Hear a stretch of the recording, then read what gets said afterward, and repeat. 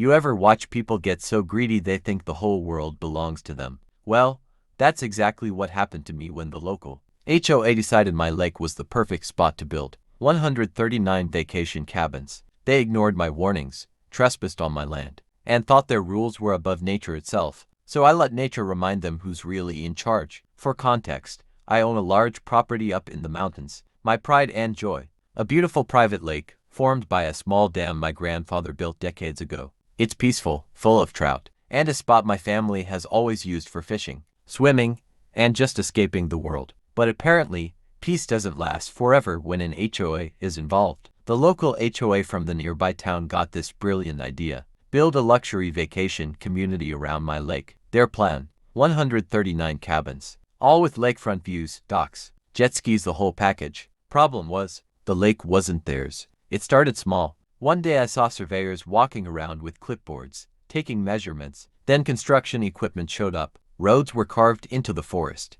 And before I knew it, cabins were sprouting like weeds. When I confronted the HOA president, he smirked and said, "Oh, don't worry. The lake is a natural resource. We're just helping the community enjoy it." Excuse me, helping? No, they were stealing. They hadn't asked, hadn't negotiated, hadn't offered a penny. They just assumed they had the right. I lawyered up, of course, but HOAs have lawyers too, and their whole strategy was to drag things out, file counterclaims, and make it so expensive and slow that by the time it got sorted out, they'd already have half their cabins rented. Meanwhile, every weekend, tourists flooded in, jet skis tore across the lake, beer cans floated on the shore, and my once peaceful fishing spot sounded like a frat party. And the worst part, they actually started fining me. Yep, the HOA tried to say I was violating community rules for putting up no trespassing signs on my own property. That was the moment I knew I wasn't dealing with logic. I was dealing with arrogance. Then came the straw that broke the dam, literally. One afternoon, I came home to find a crew installing docks directly into my shoreline. When I told them to stop, the HOA president waved some bogus community approval form in my face and said, "You don't own the water, buddy. The people do."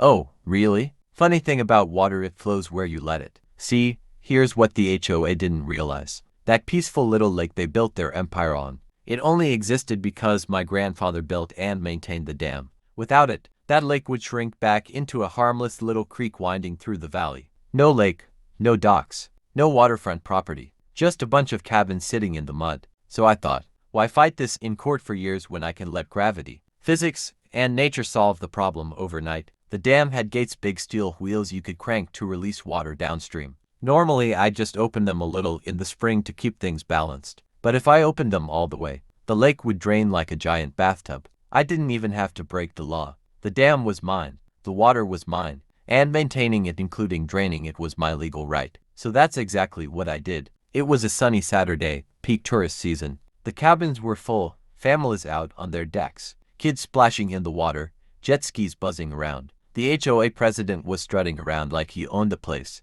I walked up to the dam, put my hands on the steel wheel, and started turning. Slowly at first, then faster. The gates groaned, the water roared, and the lake began to drop. At first no one noticed, but then the docks started to tilt. Boats scraped bottom. Jet skis sputtered in the mud. Within an hour, the lakefront cabins had a view of nothing but wet dirt, dead fish, and broken lawn chairs. The HOA president came storming over, red-faced, yelling, "What did you do?" I just smiled and said, "Nature decided to reclaim her land." The fallout was glorious. The cabins, which had been advertised as luxury waterfront getaways, instantly lost all value. Guests demanded refunds. Renters left angry reviews online.